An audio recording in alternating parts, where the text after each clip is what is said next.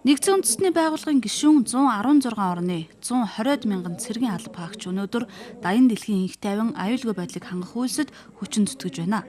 Тэдний гавьяаг алдаршуулан хүндэтгэл үзүүлэх, мөн амь эрсцэн инхийг сахиулагчдын дурсгалыг мөнхжүүлэх олон улсын өдрийг манай улс жил бүрийн 5 дугаар сарын 31-ний өдөр тэмдэглэдэг боломжтой. Зөвсөг түвшний ерөнхий командлагч Монгол Улсын ерөнхийлөгч Цахиагийн элбэг доржин зайралгаар энэ өдрийг тохиолдуулан Монголын инхийг дэмжигчдийн төлөөллийг төрийн одон медалаар шагнаж урамшууллаа. Афганистан улсад явуулж буй Америк нэгдсэн улсын тэргүүлсэн тогтвортой эрхчлөө үйл ажиллагаанд үүрэг гүйцэтгэж буй цэргийн багийн 9-р ээлжийн бие бүрэлдэхүүн Африкийн баруун Сахар улс дахь нэгдсэн үндэстний байгууллагын мандаттай минуурсан ажиллагаа бүгд найрамдах Өмнөд Судан улсын инхийг дэмжих ажиллагаанд штабын офицер цэргийн ажиллагчаар ажилласан бие бүрэлдэхүүн энэ өдөр Монгол улсын төрийн одон медаль гардаа авсан юм а.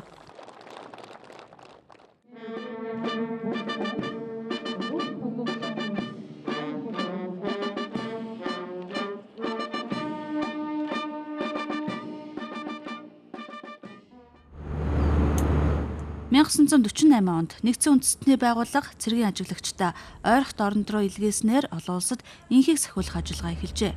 Тэд Израиль болон хөрш Арабын орнуудыг эвлэрүүлж чадсан байна. Харин зэвсэг агссан анхны цэргийн ажиллагааг 1956 онд Суэцын хямралтай холбоотойгоор явуулж байжээ. Өнөөдрийн байдлаар дэлхийн 13 оронд нэгдсэн үндэстний байгууллагын 120 мянган инхийг сахиулагч үүрэг гүйцэтгэж байна. Харин манай улс 2002 оноос хойш нэгдсэн үндэстний байгууллага болон олон улсын инхийг дэмжих ажиллагаанд нийтдээ 10 мянга гаруй цэргийн алба хаагчаа илгээгээд байна. Монгол улсын нийт хүн амыг нэгдсэн үндэстний байгууллагын инхийг сахиулах ажиллагаанд үүрэг гүйцэтгэсэн цэргийн алба хаагчдын тоотой харьцуулахад нэлээд дээгүүр өндөр байр эзэж байгаа нь мөн манай нэгдсэн үндэстний байгууллагын нийт бие бүрэлдэхүүний өмнөөс нэлээд талархууштай хүлээж авч байгаа ажлуудын маань нэг байгаа. Дэлхийд даяар авдаж буй нэгдсэн үндэстний инхийг сахиулах ажиллагаанд цэргийн хүчгүйгээр бид нэр ямар ч үйл ажиллагааг амжилттай явуулж чадахгүй. Манай нэгдсэн үндэстний байгууллагын бие бүрэлдэхүүн хамгаалалт, энгийн иргэдийг хамгаалах асуудал хамгийн чухлаар оршиж байгаа бөгөөд энэ асуудлыг бүрэн дүүрэн шийдвэрлэхийн тулд цэргийн албан хаагчид мөрдөстэй та бүхний хүчин чармаал туйлын их хэрэгтэй байгаамаа. Монгол улсын зэвсэг түвшний нийт бие бүрэлдэхүүнийг сахилга бат өндөр, цэргийн мэргэжлийн хэргийн ур чадвар, зохион байгуулалттай чадвараараа бусад улс орны цэргийн албаагчдын үлгэр дуурайл болж байдаг. Манай улс 2002 онд нэгдсэн үндэстний байгууллагын инхийг сахиулах ажиллагааны хүрээнд бүгд найрамдах Конго улсад ажиллагчаар 2 цэргийн алба хаагч илгээжээ.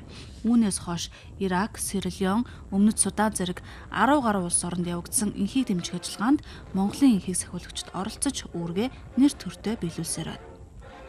Өнөөдөр манай Өмнөд Судан улсад үүрэг гүйцэтгэж байгаа манай 900 гаруй цэргийн алба хаагчдыг эргэн тойронд баянган буудалцсан болж байна.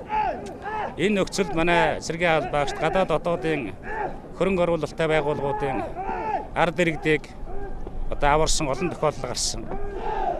Энэ манай цэргийн алба хаагчид гайхамшигтай үүрэг гүйцэтгэдэг нэгдсэн үндэстний байгууллага ерөнхий нарийн бичгэнд Бан Ки-мун нэгдсэн үндэстний байгууллагын тэр улсад үүрэг гүйцэтгэж байгаа мишний захирагч, командлагч нар манай цэргийн багийн бүрэлдэхүүнд баяр хүргэж бид нар бас тэр талархлын загтлаа ирүүлсэн.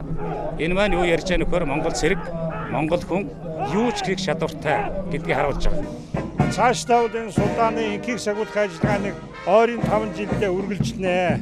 Бид цаашдаа энэ олон улсын инхийг сахиулах ажиллагаанд оролцож байгаа энэ хэлбэрүүдэд хадгалахын зэрэгцээгээр цэргийн инженерийн баг илгээх, эмнэлгийн баг илгээх, нисхийн чиглэлээр бас тусгай нис онгоцны баг илгээх, ялангуяа сургалт энэ цэргийн инженерийн чиглэлээр бүтээн босголтын чиглэлүүдээр бас хамтарч ажиллана гэсэн ийм бодлого чиглэл барьж байна. Нэгдсэн үндэстний байгууллагын гишүүн 116 орны цэргийн алба хаагчид өнөөдөр олон улсын инхийг дэмжих ажиллагаанд оролцож байна. Тэд иргэний дайнд нэрвэгдсэн өсөглөн гуйламжлал, ядууралд өртсөн дэлхийн хамгийн халуун цэгүүдэд үүрэг гүйцэтгэж байгаа юм. Монголын инхийг сахиулагчид дэлхийн 10 гаруй оронд үүргээ нэр төртөө гүйцэтгэж эх орныхоо нэрийг өндөр төрөсөөр ирсэн. Энэ ч утгаараа манай улс нэгдсэн үндэстний байгууллагад цэрэг хандивлагч орнуудын дунд 27 дугаарт жигсэж байгаа нь төрийн инхийг эрхэмлсэн гадаад бодлогыг хэрэгжүүлэхэд дэмжлэг үзүүлэн бие бүрэлдэхүүний мэргэжлийн ур чадвар, улс орноо батлан хамгаалах боломж чадварыг нэмэгдүүлэх зорилттой ханган ажиллаж байгаа гэж дүгнжүүлэх юм а. Тиймээс инхийг дэмжигчдээ шагнаж урамшуулах нь төрийн үүрэг, түнчлэн тэдний ар гэрэг дэмжсэн ерөнхийлөгчийн зарлиг удахгүй гарна гэж Тамийн газрын дарга нь мэдэгдлээ. Дэлхийн халуун цэгт аль паана гэдэг бол тэр баргийн хүний хийх ажил биш. Энэ бол цэргийн эрдэм боловсрол сахилга бат ухамсартай сонгол тэгээд эх орон ард түмнийхээ сайн нэрийг бодож үнэхээр хичээл зүтгэл төсвөр хадгалж шалгасан ийм ажил байгаа. Тэгэхээр ямар ч байсан Монголын төр засаг түмэн олон бол энэ ихэнх сахиулагчдаараа маш их бахархдаг. Түүнээс гадна бас энэ ихэнх сахиулагчдын гэр бүл хүүхд багцууд эцэг эхэд нь бас бид нар одоо баярлаж бахархаж талархаж байгаа илэрхийлэх ёстой. Монгол улсын ерөнхийлөгч бас хүүгээ өмнө судаанд ихэнх сахиулах ажиллагаанд бол явуулж ирсэн. Тийм учраас бол зэвсэг хүчний ерөнхий хамгаалагч бол ихэнх сахиулагчдын болоод тэдний арга гэрээхний одоо бэрхшээлтэй асуудал хүндрэлийг бол сайн мэддэг хүний нэг. Тийм болоод ч тэр ер нь ажил үргийнхаа хуваараар засгийн газар чиглэл өгөөд ихэнх сахиулагчдын гэр бүл хүүхд багчуудад эмнэлгийн сургууль цэцэрлэгийн үйлчлэгийг хүндрэлгүй эхний ээлжинд үзүүлдэг, амруулдаг ийм одоо чиглэл өгсөн зарлиг гаргахаар засгийн газартаа бол ажиллаж байгаа. Инхийг сахиулагчдын олон улсын өдрийг хүрээнд зохион байгуулсан цэргийн сүртчих саал Батлан амлах яамны нээлттэй өдөрлөгт олон иргэн оролцож цэрэг армийн талаарх мэдлэг мэдээлэлээ нэмсэн юм. Тэгээ ирлээ бас эр цэргүүдээ хаарлаа бас сайхан санаж. Би 10 хэдэн жилийн өмнө цэргийн аал болсон бас тэр хугацаанд л очиж тэ. Гоё байна, сайхан байна тэ. Өөр болсон байна. Хувц хунаар тэгээд өмсөж зүүж байгаа ч юм хүмүүсийн хайрцан сүрт. Тухай ч бас жоохон хэцүү байсан шүү дээ тийм. Одоо ямар ч гоё л санагдаж байна. Болдсон бол дахиад бас нэг очичвол тийм үү? Гоё. Хамгийн гол нь одоо ард түмнийхээ ард түмний холбоог бэхжүүлэх. Тэгээд одоо өнөөгийн армийнхаа шинжилсэн зохион байгуулалт одоо энэ шинэлэг үйл явдлуудыг ард түмэндээ ойлгуулж байгаад би их баяртай байдаг. Энэ бол маш зүйтэй арга хэмжээ гэж би ойлгож байна. Сүүлийн жилүүд бол одоо армийн зөвшөөрлийн тухай бол ард түмэнд бүрэн ойлгож байна. Одоо маш олон залуучуудыг одоо инхийг тэмд ажиллагаанд төгсүүлээд одоо тэгээ оюутан зэрэг хөтөлбөр энэ болгон болоод маш сайн байгаа. Ард түмэн бол одоо армид бол үнэхээр хайртай, тойрон гөрөөлж байгаа гэсэн ингэж ойлгож юм би. Их өөрчлөлт гарсан шүү. Олон улсад нэр хүндтэй болсон. Инхийг сахиулах хүчинд гар өрөө оролцож байна. Инх цагийн бүтээн байгуулалтад тэр хүйтэн дайны нөхцөлд ажиллана гэдэг бол их оронд бас хэрэгтэй юм шүү дээ. Нэр хүнд хэрэгтэй. Энэ олон орн байдаг шүү дээ. Хүнд байдалд хөгжлийнхаа хүн чатанд байж хат зөндөө олон оронд алав хааж улс орондоо байлууд цуглуулж ирсэн тийм туршлага байдаг юм байлээ.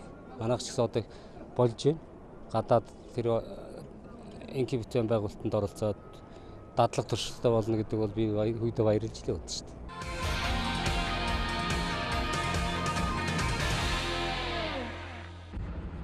Яг өнөөдрийн байдлаар нэгдсэн үндэсний байгууллагын инхийг дэмжих ажиллагаанд манай улсаас 900 гаруй алба хаагч үүрэг гүйцэтгэж байна.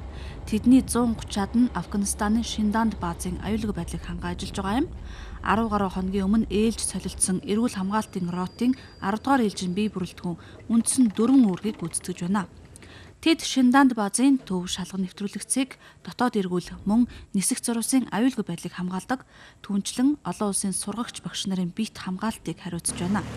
Шинданд бол Америкийн агаарын цэргийн хүчний бааз учраас Афганистаны үндэсний армийн боловсон хүчнийг чадварчуулах, ялангуяа нисэгч нарыг бэлтгэх томоохон сургалтын төв болдог юм а. Хэдийгээр нарийн шалгуураар афган суралцагчдыг сонгодог ч гэсэн багш нарын амнаас эрүүл мэндэд халдахгүй их баталгаа байхгүй. Тиймээс Монгол цэргүүдийн ур чадварыг үнэлж энэ хариуцлагатай ажлыг даалгажээ. Цагийн байдлын хувьд бол жоохон тогтворгүй байгаа ч гэсэн бид бүхэн цэргийн хамгаалтын ороотын бие бүрэлдэхүүн одоо төр засаг цэргийн дэд удирдлагаас өгсөн үүрэг даалгаврыг одоо биелүүлэх гэсэндээ итгэлтэй тэгэхээр үүргээ биелүүлж байна. За манай хамгаалтын ороотын бие бүрэлдэхүүний үндсэн үүрэг гэвэл одоо Афганистаны Шинданд хотдох агаарын цэргийн баазны үндсэн шалган нэвтрүүлэгчиг, за дотоодын шалган нэвтрүүлэгчиг, за баазын доторх эргүүл, сургагч багш нарын биет хамгаалалт, за нисэх зурвасын хамгаалалт гэсэн ийм үндсэн үүргүүдийг биелүүлж байна. Хират мужид байрлах Шинданд баазын нийт талбай 8 км урт, 3 км өргөн. Энд өдөрт дунджаар 120, сарда 3500 нислэг үйлдэгддэг байна. Мөн энэ баазад олон улсын 4000 гаруй цэрэг байрлахаас гадна гэрээт ажилтнууд ч бас амьдардаг. Сүүлийн хоногудад Талибан болон бусад зэвсэгт босгочдын халдлага дайралт ихссэн учраас аюулгүй байдлын зэргийг улам өндөржүүлжээ. Цагийн байдал бол ерөнхийдөө одоо бол ер нь энэ Талибан хөдөлгөөнүүдийн одоо үйл ажиллагаа бол улам идэвхжиж байгаа юм байна. Тагнуулын мэдээгээр бол тийм мэдээ авсан. Өөрөөр хэлбэл одоо тэр хар тамхины одоо борлуулалт одоо яг энэ үед хургацаа хороож аваад ингээд 8 бол одоо эрс нэмэгддэг. Тэр нь хөрөнгө оруулалт болдго юм байна. Тийм учраас энэ үед одоо маш их сонон сэрэмжээ дээшлэх талаар бас тагнуулын мэдээ биднэрт бол бас ирж байгаа. За бид нар энэ бүгдэд одоо анхаас урьдчилан сэргийлэх одоо гинтийн одоо янз бүрийн хадлага дайралт болоод одоо хувь хүн өөрийгөө хэрхэн яаж хамгаалж авч гарах вэ? Аюулгүй байлаа хэрхэн хангах вэ? Хорогдох байранд хэрхэн яаж орох вэ? За анхны эмнэлгийн тусламжийг яаж үзүүлэх вэ? Аль одоо хорогдох байранд нь багц хэрэгсэл байгаа үднэсийг одоо бүхий өрөлтгөндөө бол тодорхой хэмжээний одоо харуулынх нь бус цагаар хуурай дадлага байдлаар бид бол мэдээллүүдийг л өгөөд байгаа. За энэ бол дотор шалганы нэвтрүүлэг.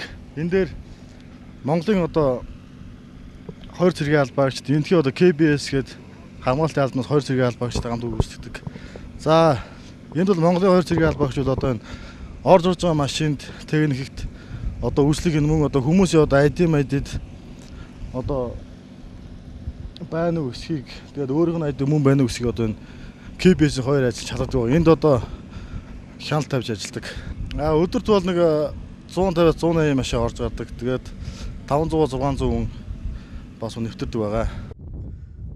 Афганистан улсад явагдаж байгаа олон улсын инхий дэмжих хүчний ажиллагаанд манай улсын 4000 орчим цэргийн алба хаагч оролцож үүргээ нэр төртөө гүйцэтгсэн байна. Харин одоо нийтдээ Монголын 353 инхий дэмжигч Афганистанд үүрэг гүйцэтгэж байгаа юм а.